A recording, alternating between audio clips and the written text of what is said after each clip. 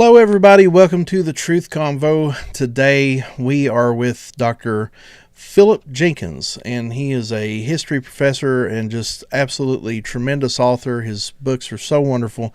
Hope you guys get to know him a little bit today and are inspired to go straight to his author page on Amazon and pick up a book and read it. But I want to give you a quick background on who we're talking to.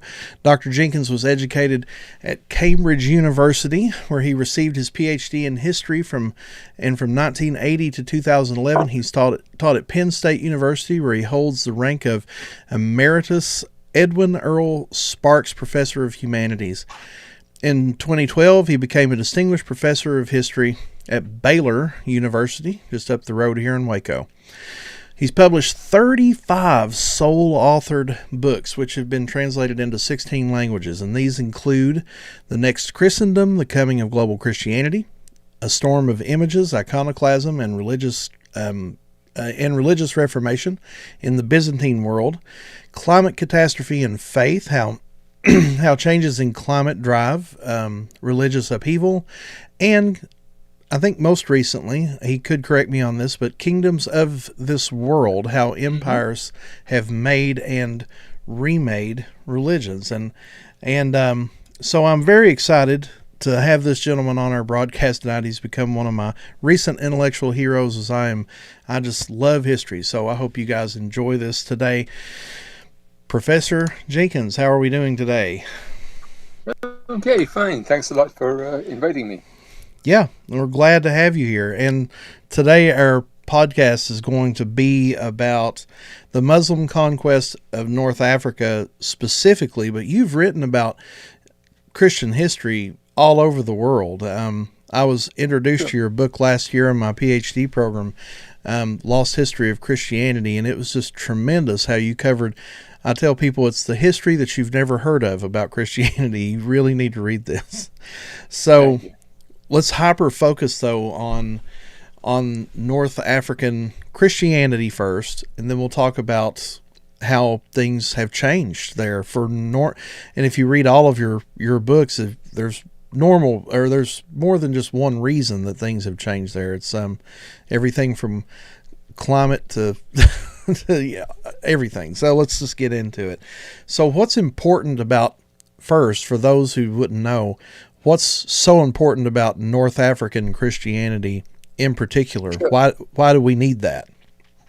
Sure. When people talk about North Africa, they're talking about mainly the coastal lands of the countries that we today would call Algeria, Tunisia. And there was a great city, one of the greatest cities of the ancient world there at Carthage, which is not too far from Tunis. But there was a very well-established Greek, then Roman set of settlements all the way along that coast. It matters so much because that is one of the earliest really strong centers of Christianity anywhere, and especially Christianity in Latin. So if you get into the late second century, Carthage is this terrifically important place. North Africa produces people like Tertullian, who's one of the greatest scholars of the early church. One of the most important, most moving martyr accounts is of a couple of women called Felicity and Perpetua, who were martyred in the arena. And if you ever read them, you read them entirely in their own words, and you get this very kind of first-hand account of this woman who is about to be martyred with her companion. It's absolutely harrowing. And then a couple of hundred years later, you have St. Augustine, who is the bishop of a place that is called Hippo Regius, an ancient royal center. You can say that a large part of Christian theology over the last 1,500 years is a set of commentaries on St. Augustine. He is so important. North Africa is where so much early Christianity happens. And if you take it out of the picture, you're losing many of the greatest thinkers, some of the greatest art. It is crucial. I mean, it's like Italy. It's like, Syria. It's so important. And so when you're thinking about North Africa, we're also just filling in a couple more blanks there. The library in Alexandria, for example, was there. Right. Now, when people talk about North Africa, they usually do not talk about Egypt. Egypt is kind of a separate story. Okay. Uh, and, are you right in saying it is on the continent of North Africa? Of course you are. But generally speaking, that is a different story. And if you add Egypt as well, Egypt and North Africa combined, boy, that is a large, large part of the Christian story. Yeah. Yeah. And thinking in terms of, in the context of the Muslim conquest of North Africa, they would have had to have come across Egypt first, Hmm. which would have been so, like you were just saying, there's so much more intellectual Christian history there. Sure. But also, as you point out in your book and others have pointed out, um, not all, even though it was a hot spot for Christian theology, it doesn't mean all the theology that came from North Africa was accurate either. Well, anytime you get a very active area with a lot of discussion, there's going to be a lot of disagreement.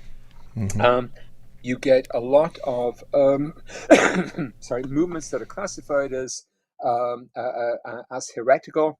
There's a group called the Donatists, and these are kind of hyper strict people. Just suppose somebody had weakened during a persecution and maybe he'd handed over some of the sacred books. What should you do with them? The regular church would say, well, you make them do penance, you bring them back. And the Donatists said, no, absolutely not, you're gone. Um, and it ended up with a couple of separate churches. And then in the 5th century, you got a whole new invasion by people whose name we know, called the Vandals. And when people invented the word for vandalism, they took it from the Vandals, and they belonged to another sect altogether called the Arians. So one of the signs of just how vigorous African Christianity was you had all these people arguing about it and producing different heresies, different views. If everyone agrees on something, it doesn't suggest that it's going to be very lively. When you argue, you get a lot of difference. And that's such a way to put it. Yeah, it's and things haven't changed much in the last 2,000 years. The YouTube videos with the spiciest titles usually get the most views, and that's just This is true. This is true. controversies does sell. So when we're talking about some of these heretical views, and I'm setting us up to kind of take a deep dive into how this Sure. happened, how you have one of the most vibrant Christian cultures of all time in history. And then it seems to be, I think many people think it just rapidly goes away. But in my studies, correct me if I'm wrong, I feel like that's not the case. I think like for some for some spots of North Africa specifically, I'm including Egypt when I say North Africa.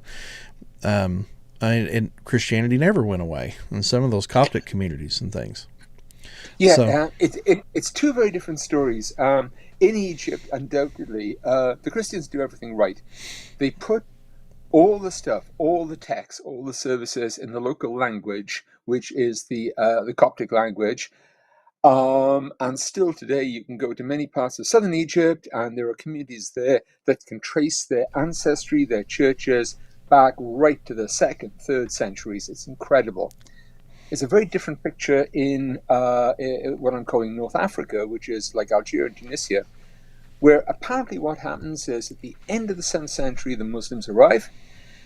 There's the odd reference after that to the odd Christian community, but certainly by the 9th, 10th century, they are totally gone.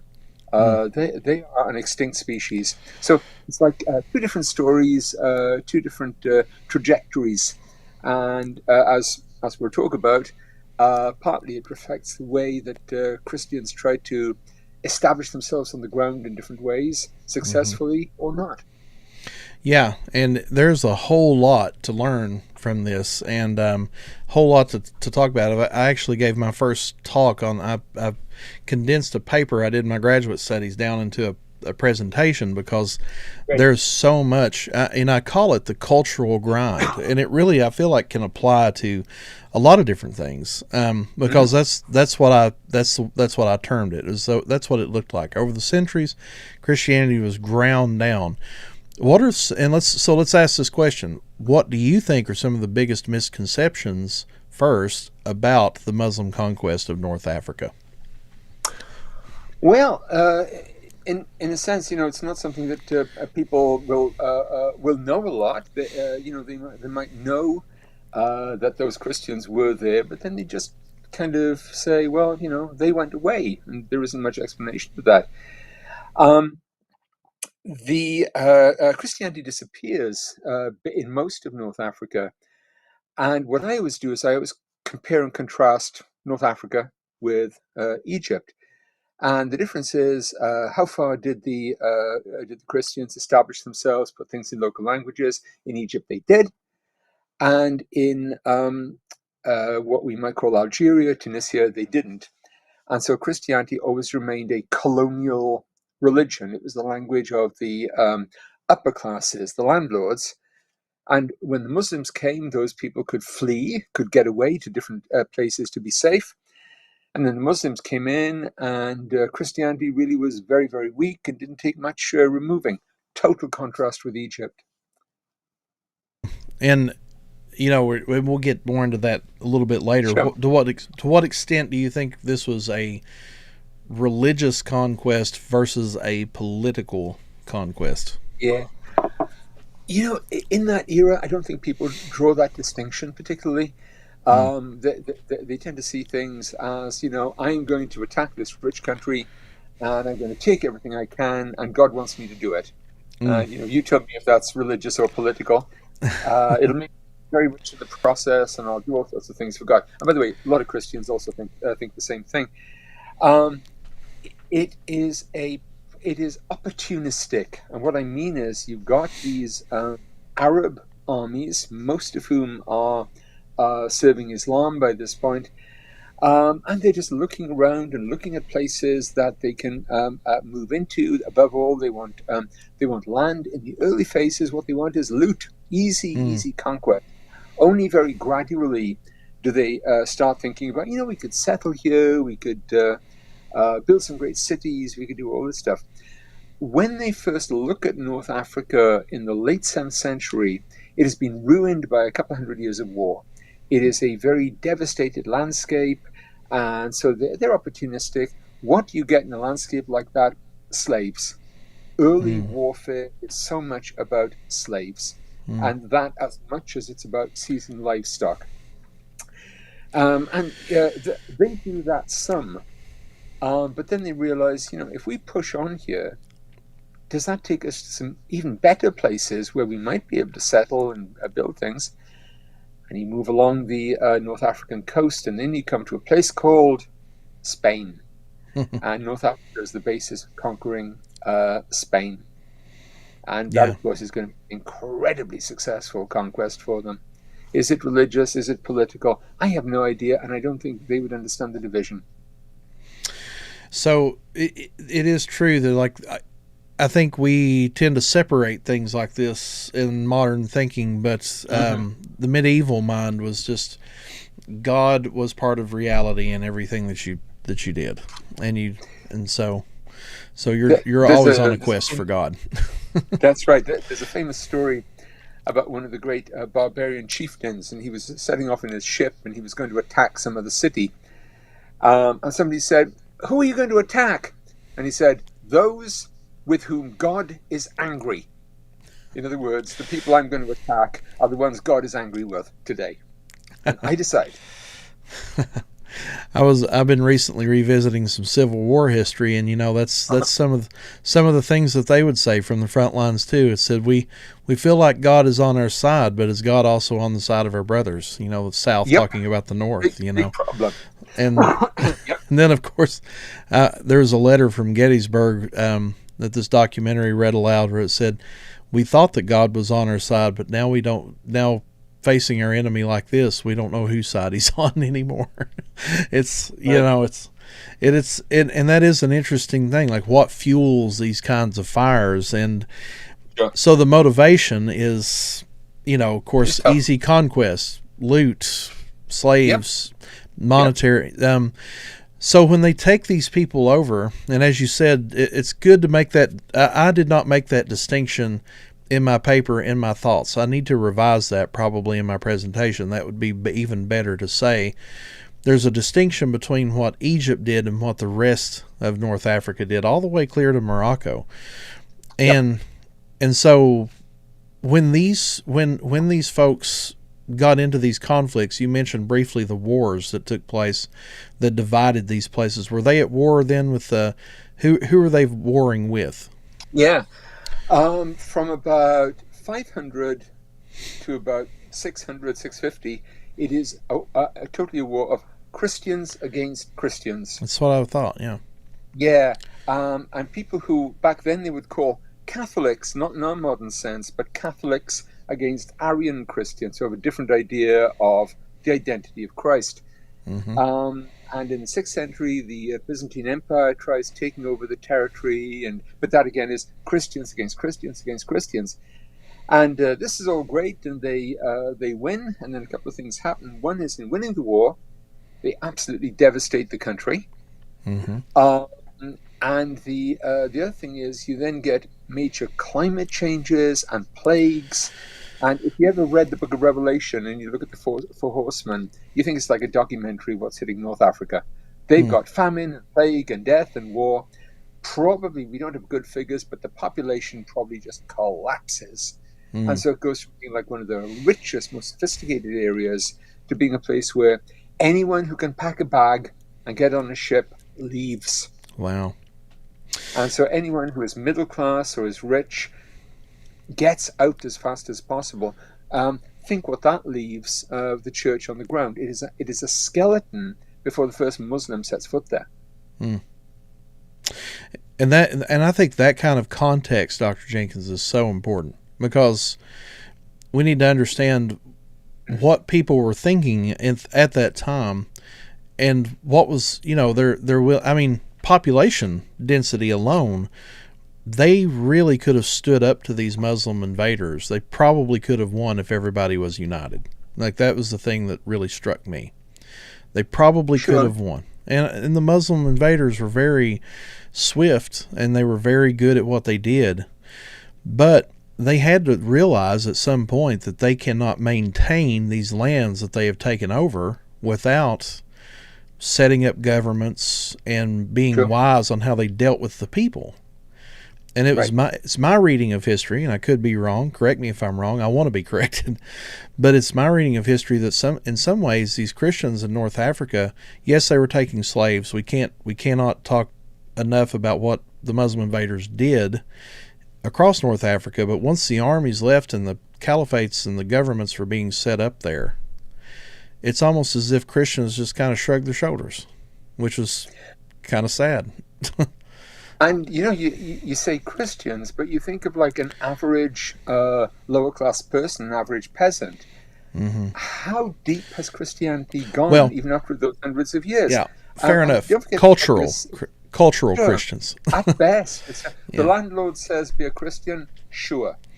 And there's an ethnic divide that still goes up to this day. I mean, I'm sure you've heard of like the Berber people. Mm-hmm. Very important. So many of the people of North Africa, Algeria, Tunisia, belong to these Berber people who are still there today. They like to be called the Amazigh people. There are millions of them. They've got a completely separate language. They're the first to tell you, we are not Arab. We are Amazigh.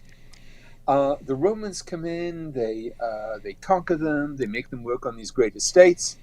And these people say, what, you want me to say I'm Christian? Sure, I'm Christian. And then the Muslims come in and say, we want you to be Muslim? Sure.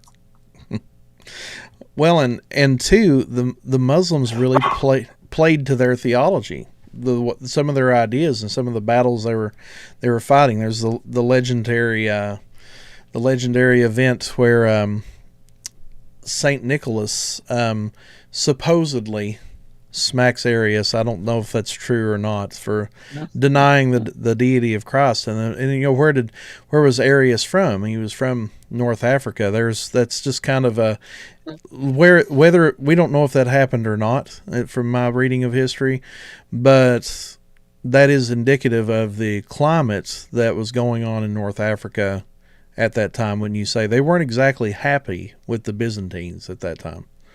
Far from it. St. Augustine has a very famous mom called Monica, And Santa Monica in California is named after her. She's one of these famous Christian women, and she was certainly Berber. Augustine himself had this kind of Berber ancestry. It's a very mixed kind of society, and he himself, of course, is a passionate Christian. But you get down the lowest ends of the scale, and these people, what does Christianity mean to them? Maybe it means that formally they're doing Christian stuff, but somebody else comes in and says, "Hey, we run the big estate now, and I want you to give up what you're doing there, and this is what you're going to be doing." And they're going to say, "Sure, not our problem." And it's just things like, it's kind of this complacency that just allows things to just take serious root, and we've never recovered from it there in North Africa, because the African continent, if you point out in some of your other work too, that African continent is basically the epicenter of Christianity right now. I mean, it's growing so rapidly in some ways. Yeah, and so there are a few things that if Christianity could have taken root there in a much deeper way, other than just, I mean, sure, it did produce Augustine, it produced Tertullian, I believe, is from North Africa. Athanasius, my favorite North African church father to read. He's just absolutely amazing. But yet, beyond the intellectuals that North Africa produced, there wasn't really, like you said, this Christian culture like Egypt had that went, just couldn't go any deeper, than that. And Exactly. What Egypt does is they develop this culture based on the monks and the monasteries, and they're the great spiritual warriors. There's a great belief in spiritual warfare. And if you like to think of the monks, they're like the special forces of spiritual warfare. And the devotion to these people is passionate. And when the Muslims they recognize it. They're not stupid. They're not going to interfere with this. You go several hundred years after the Muslim conquest of Egypt, most people there are still devotedly Christian. It takes a long, long time before they drop out. Yeah, and we'll talk about that in just a moment, Yeah. for sure. There's some other factors, though, that took place afterwards. I mean, not in North Africa, but in Syria. One of my favorite examples of this is St. John of Damascus, where he joined, he worked in the Muslim government, the caliphate. He worked in the court of the caliphate there. Many Christians did that. Sure. So what was the incentive for Christians to work alongside these Muslims after they've taken over North Africa? Well, I turn the question the other way, which is why not? These Christians, they've often dealt with Christian governments that they have huge theological disagreements with. And those Christian governments were often very intolerant of particular views that they regard as heretical. The Muslims come in and they say, "I don't care what kind of Christian heresy you follow. It's none of my business. You do your job. You work for me." And just something which is kind of a very modern note. Why do they want the Christians? The Christians have got a superpower, which is they're wonderful at languages and interpreting. These are people who, when the Caliph of Egypt wants to send a diplomatic mission to somewhere, he calls his Christians and says, "Okay, who here speaks Syriac? Who speaks Persian? Who speaks Indian languages?" Yeah, you find him. And that's how you run a government. There's one moment in the 14th century where one caliph kind of goes crazy, and he's threatening to burn at the stake a lot of the Christians who are serving him. And somebody points out, "You better not do that. Your whole government depends on these people. They're the ones who do the math. They're the ones who count. They're the ones who read, who interpret. Kill them if you want, but your government will collapse overnight." And that's clear up into the 14th century. At least. And it's after that you really get the mass conversions that you can actually draw more just on Muslims. But in Egypt, I mean, we're talking like, 600 years, 700 years after the conquest, and Christians are still that powerful. It's amazing. And so it is, I mean, it is true that after all, when I talk about this with people, they come at this at a different angle. They think that this happened overnight. They think that military conquest equates you just this mass movement of Islam that just took place overnight, like we see today in North Africa, which is something very worthy of discussion because a lot of North African Christianity's becoming very toxic and hitting the news here lately and things like that. It seems like it's its own version of Islam in my studies of Islam. Even like it's very Islam's very regional anyway. It But certainly is. it's safe to say they took their roots in culture in North Africa, and that's really where early Islam was beginning to flourish the most, wouldn't you Sure. say? And Yeah. so what causes so we have the Christians now working alongside the Muslims in the caliphates, but then you couldn't advance, you could never be a Christian and lead the country though. There had to be a cap, right? Well, right, but what realistically, what do you want? I mean, if you're the equivalent of the prime minister, and you have all the treasure you want, and all the influence you want, why would you want to go further? If you end up being the caliph, you probably get assassinated anyway. It's it's not the best job. It doesn't have the best life benefits. But Christians do fine at all sorts of levels. As I say, in Egypt, they're the diplomats, the translators. And don't forget, for the first couple of generations after the Muslims land, they don't. They actively discourage conversion. If you turn up and say, "Hi, I like your religion. I'd really like to convert to your religion," they say, "Well, I don't know. We've got this elaborate system where you can kind of pretend that you've been adopted into one of our clans, and maybe they don't want conversion because if you're not converted, you pay a higher tax." So it's kind of a fool's game for them. That also seems to play that you mentioned the tax that also seemed to play a role in the conversion of North Africa too, because the Byzantine tax was 5%, the demi tax was 3%. Great deal. I'm telling you, that was I tell people the more I study this particular part of history, these early Muslims were a lot smarter than people give them credit for. Politically, they were genius when the way they did some of this stuff. Like, oh, you don't like these Right. Byzantines? Oh, that's fine. Like, you've been fighting with them for centuries. Well, we're going to give you cheaper taxes. Come live with us. And we don't believe that Jesus was the Son of God either, so you guys will get along. So you have these heretical Christians deciding Right. that I've got more in common with these Muslims than I do the church that I'm paying higher taxes to anyway. And they're going to let me practice my religion the way I want and I pay a cheaper tax. This is a good deal. It's a good deal, but think about the factor of time here. Hmm. Imagine what happens over. Okay, so you look at you're a Christian, you've been conquered, and you have these Islamic powers, and you're used to that world. Now roll the film forward 5 generations, 10 generations to your great great great great great grandkids. Mm-hmm. They are people who have never known anything else.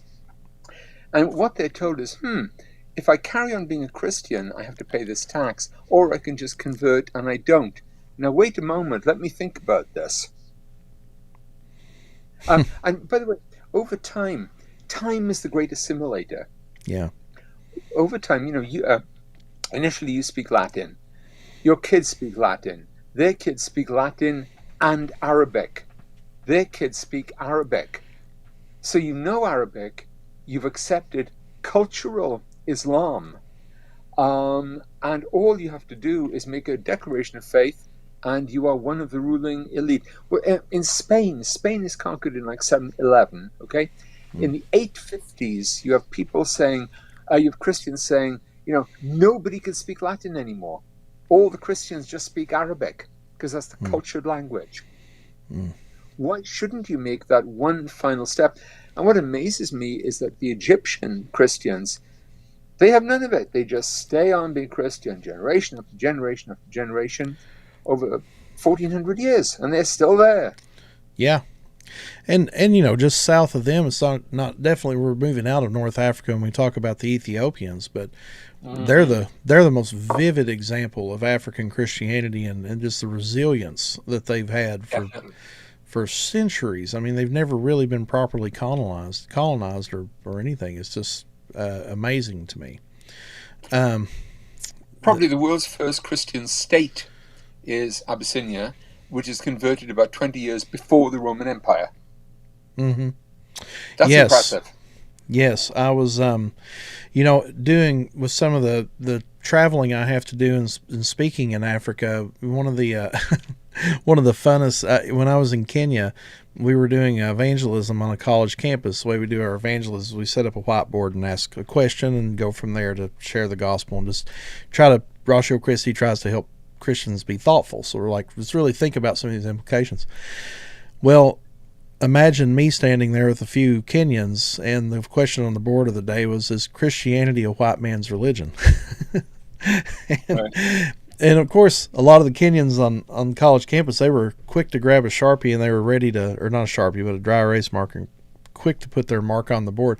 Some of Sure. them would just glance over at me before they did that, though. It was like, no, we're here to talk about this. And a lot of people miss the default answer for that, if there is one, is that Christianity came to Africa through an Ethiopian eunuch before Paul was even converted. Like, there's the Right. Sure. conversion of the Ethiopian eunuch. Paul was converted a chapter later. Then he, after 3 years of being in Damascus, goes up to do his missionary journeys. So, um, it would be safer to say that Christianity is as African as it is anywhere else, really. And What I would say is that Christianity is a religion that is born in Africa and Asia, and in our own time has decided to go home. hmm, what do you mean by that? Well, I mean it. Where is Christianity born? It's born in Egypt, in Palestine, in Syria, in the Middle East. It's an African and Asian religion long hmm before it's really a European religion.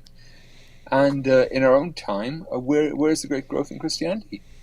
It is in Asian centers, in hmm China and India, and above all, it's in Africa. Come back in about 20 years, and for the first time ever, there'll be 1 billion Christians on one continent, and it'll be Africa. Yeah. So let's talk about that in just a moment. Getting back to North Africa, one of the things that really brought the growth of Islam to North Africa was they basically out immigrated and outbirthed the local Mhm. Christians. They had more Mhm. kids, more people moved there. How long did that take to spread throughout North Africa? How long did it take to just slowly convert? Just with those Yeah, methods. with in North Africa, Algeria, Tunisia, I honestly don't know how much of a Christianity there was even to try and overwhelm. As I said, I think many of the lower classes, they weren't terribly interested. It was no big deal. A lot of the upper classes just escaped and emigrated and fled.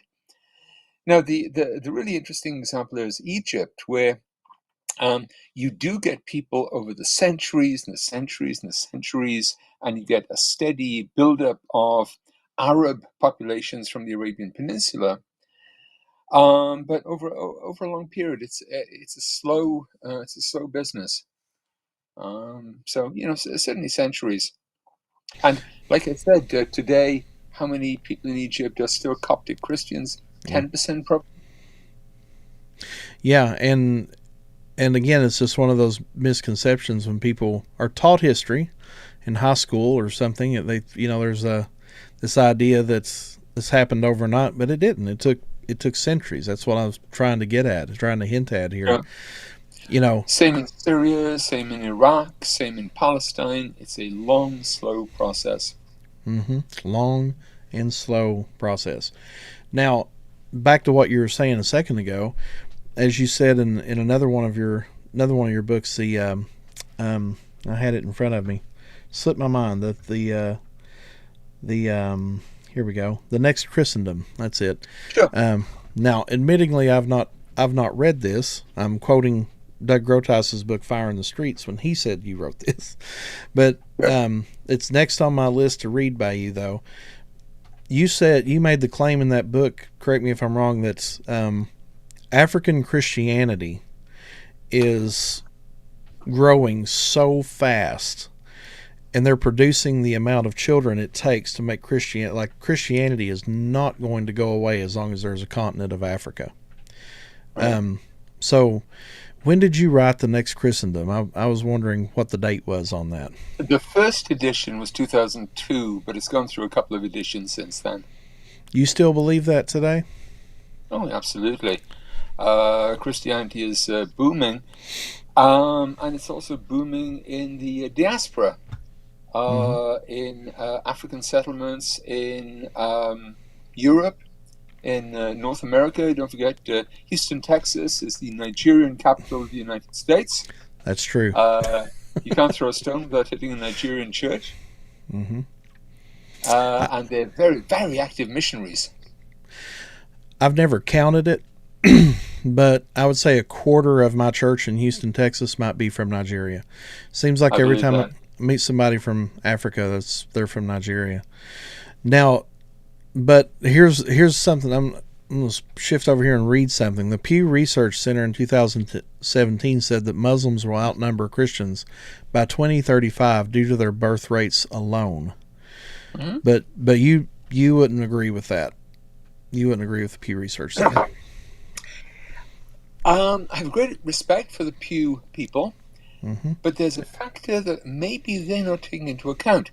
Hmm. We have a stereotype of Muslims as having this kind of hyper fast population growth, and they all have many, many children, and it's this upsurge.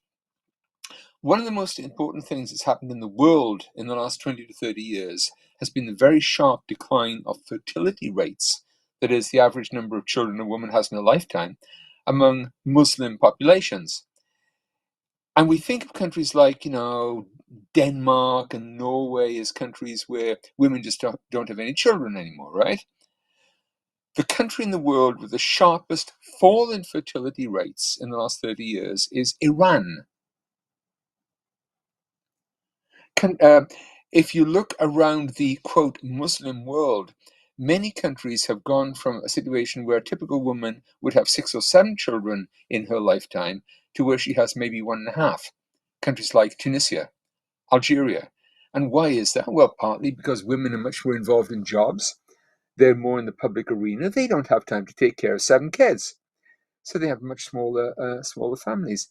And my complaint about the Pew project, which I say is very, very reputable, I don't think they're paying enough account to this. There are some countries like Pakistan, which have got very, very high fertility, which are Muslim countries, but there are others like Algeria, Tunisia, Iran, where the fertility rate is collapsing.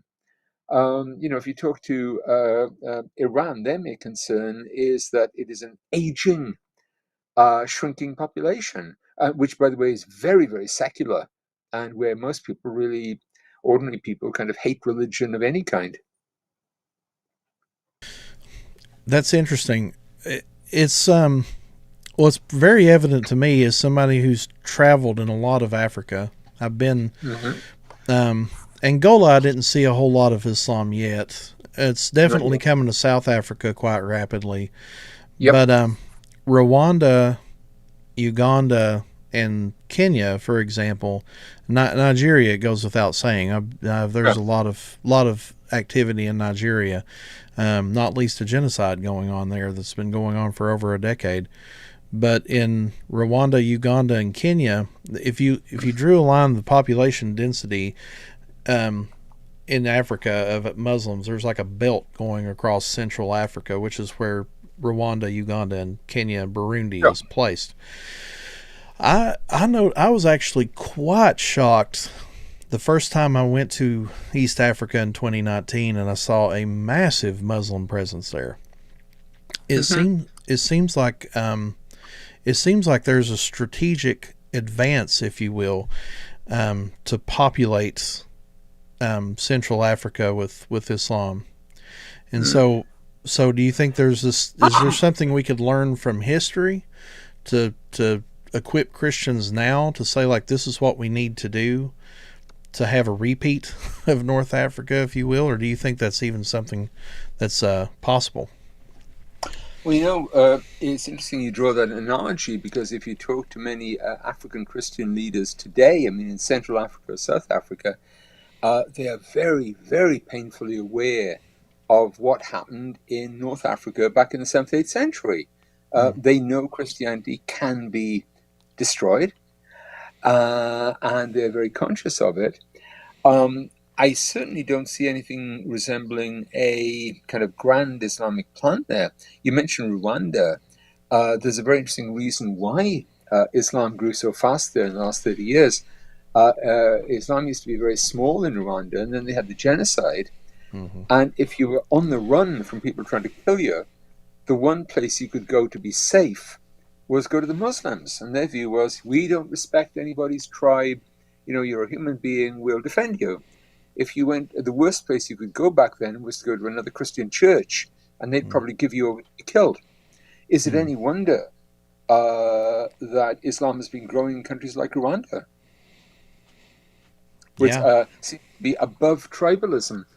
It's very hard for any Christian to look at the experience of that Rwandan genocide without real feelings of guilt. All the main churches were so compromised by that. Do you think that it's safe to say they were above tribalism, or that they're creating their own kind of tribalism that's kind of removed from the other kinds of tribes there?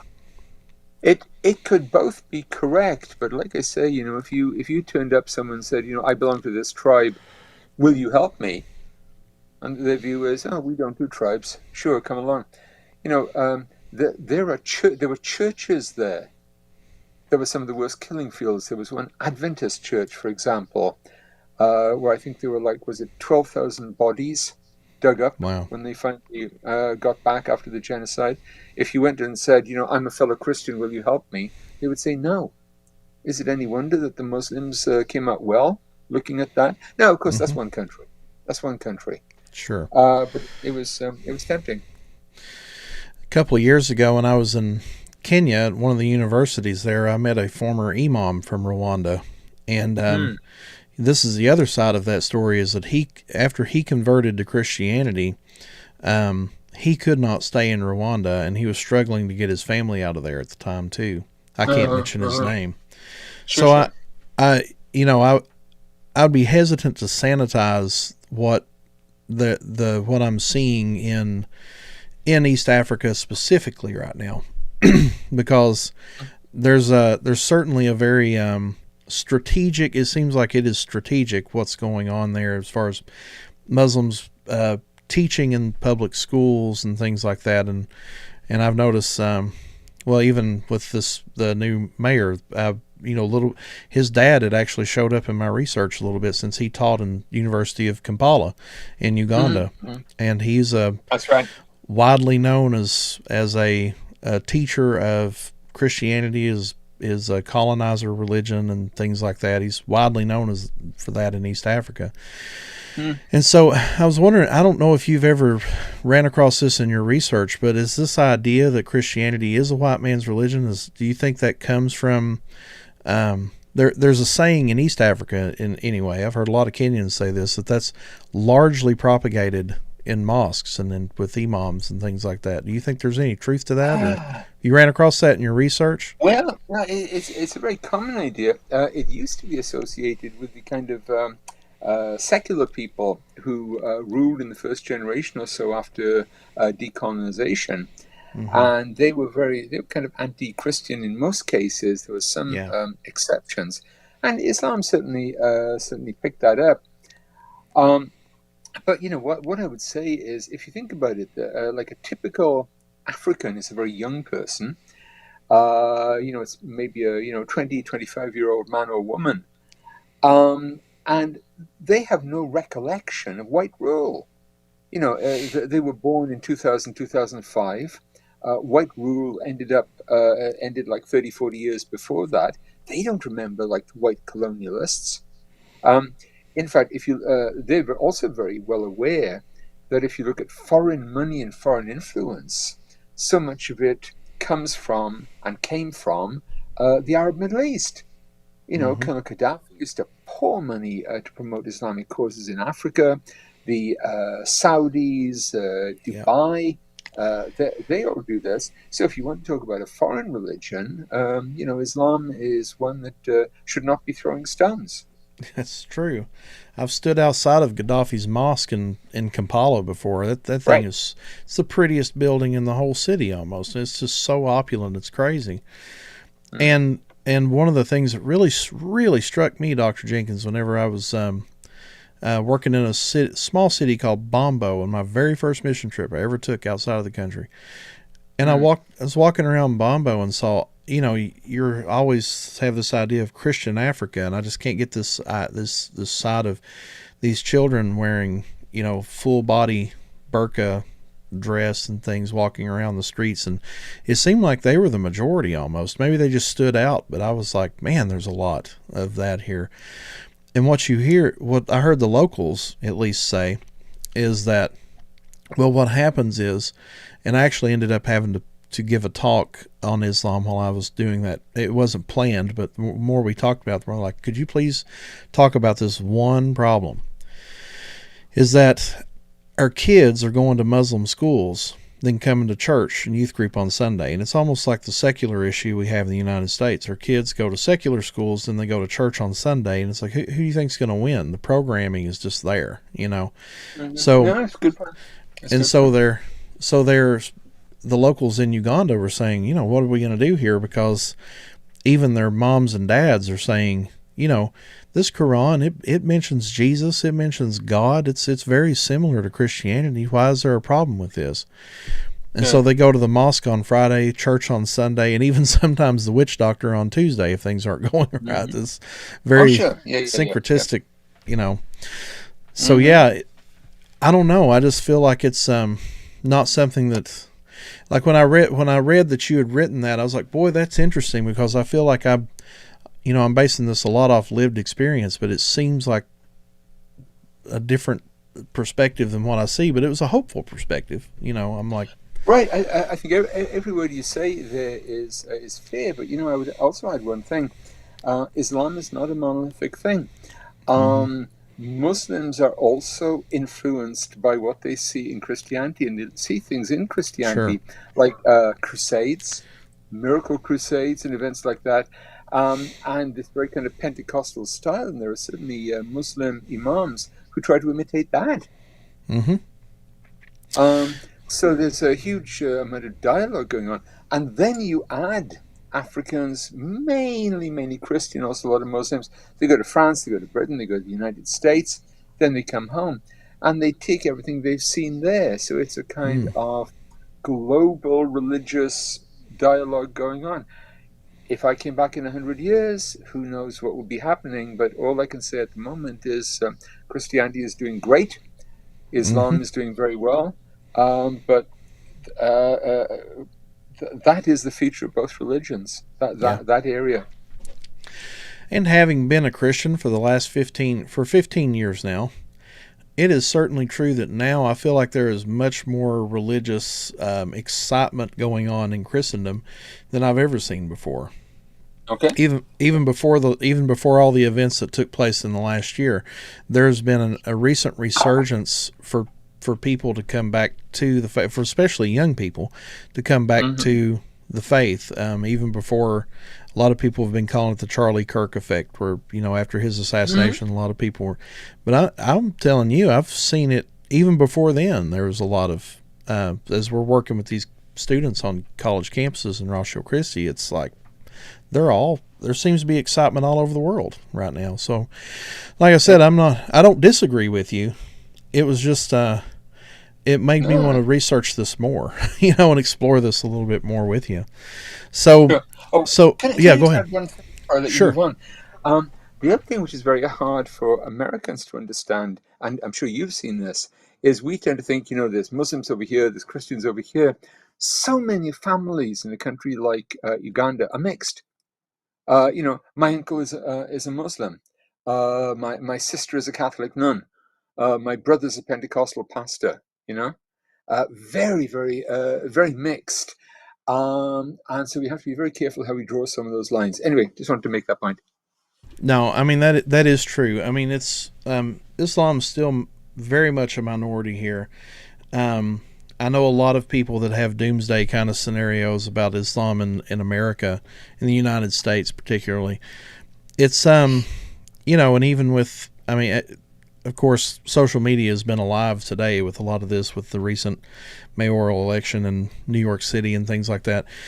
But most of the Muslim, I would say, it's not to say there's radicals in any group, but and radical Islam is a very dangerous thing to play with. But most of the Muslims that I know in Houston, Texas, they're just working day to day. I mean, many of them don't really take their religion that serious anyway. It's just kind of a cultural thing to say that you're a Muslim. It's like, and as you said, when they come out of a place like, Turkey or even Pakistan, or especially a place like Kuala Lumpur, Malaysia, for example, outside the United States, you have, like you said, people and their family members are, their families are so diverse.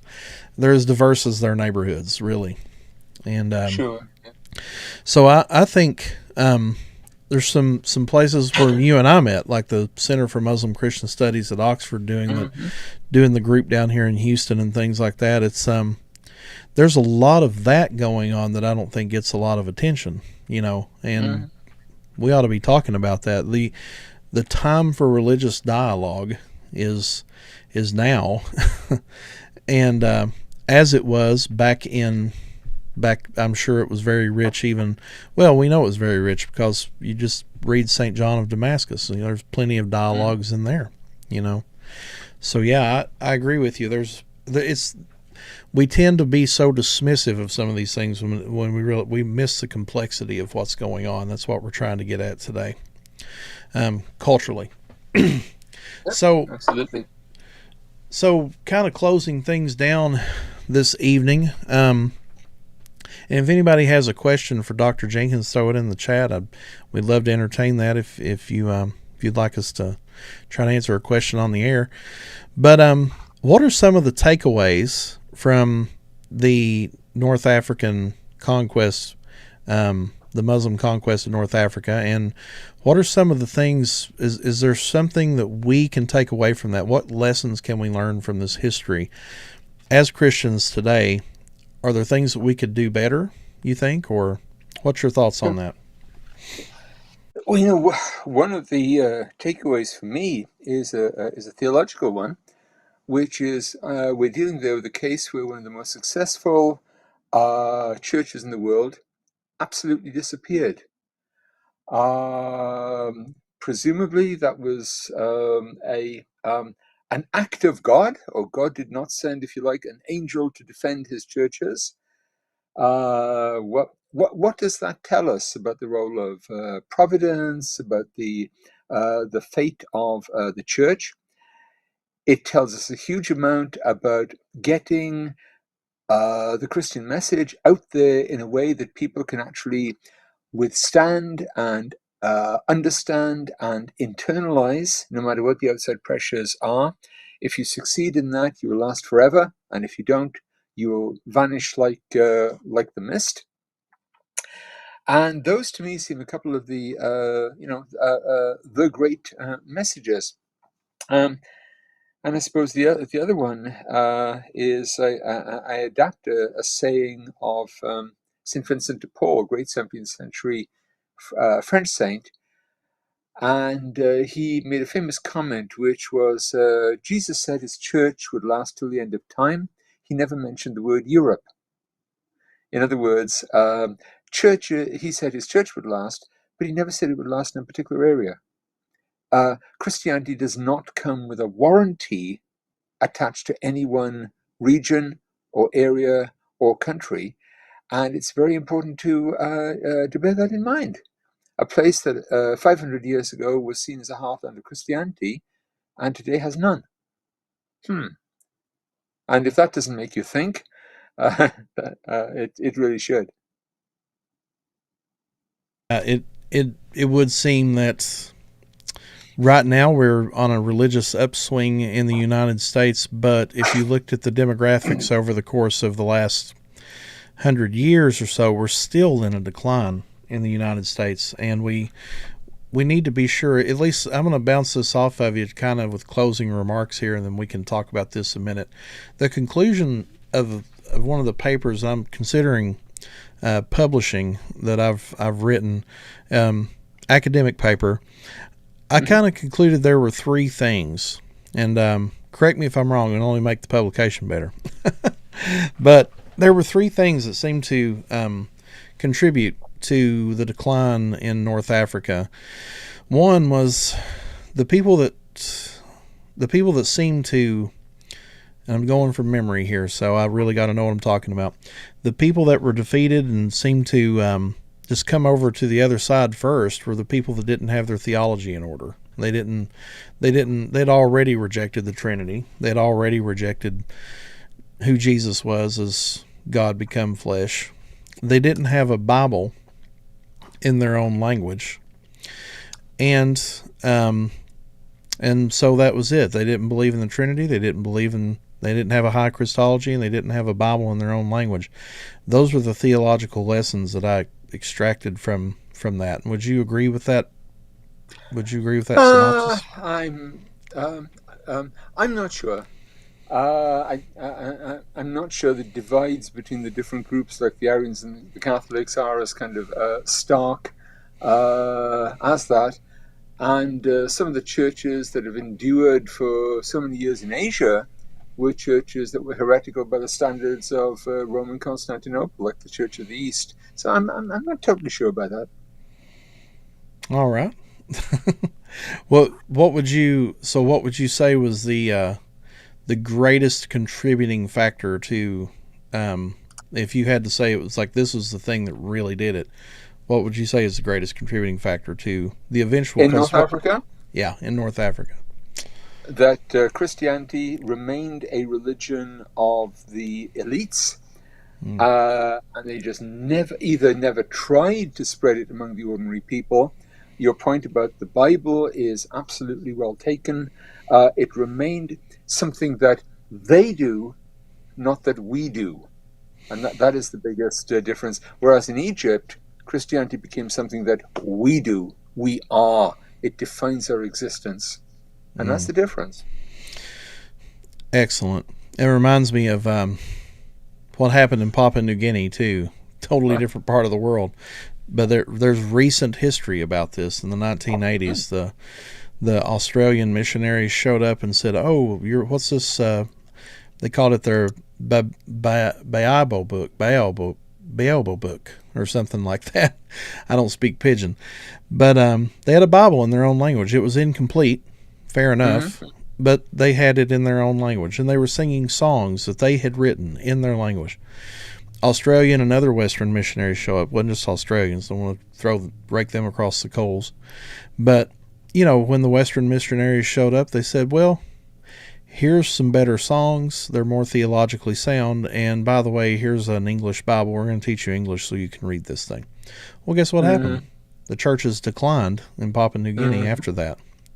So there's definitely a lesson to be learned there. Maybe that's the thing that we should talk about most is we need to reach unreached people groups, get Bibles in their language, and allow the Christ over culture kind of missiology to just go forth. That's what's so neat about Christianity. This might be an uncharitable comparison, but it seems like Islam does almost the same thing. Like it comes in, as the Byzantines were doing and things, it comes in and says you need to know Arabic to know the Quran, and it starts imposing this culture on people.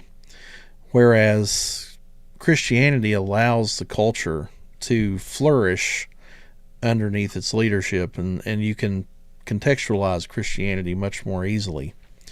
We ought to, and like in our missiology, we ought to allow people to do that. I mean, that's plain and simple. I think it will just do nothing but help us flourish. One of the great theologians is the late Lamin Sanneh, great West African theologian. And that was his point about the difference between Islam and Christianity. He made a great remark, which I love, which is, what is the original language of Christianity? Translation. Wow. That's a good point. Yeah, what a quote. Yeah. Yeah, so you think Greek, Hebrew. No, no, no, no, no. Translation. Translation. Yeah, Yeah, that's a podcast for another day there. So, that's right. yeah, I've ran across that fellow a couple times in my research, but I haven't really done a deep dive. I should look into that a little bit. Great scholar, very, very well worth studying. He has a couple of sons who are quite big journalists right now. But if you read some of his works, you will be very pleased, particularly his autobiography. Well Okay. worth studying. Lovely guy.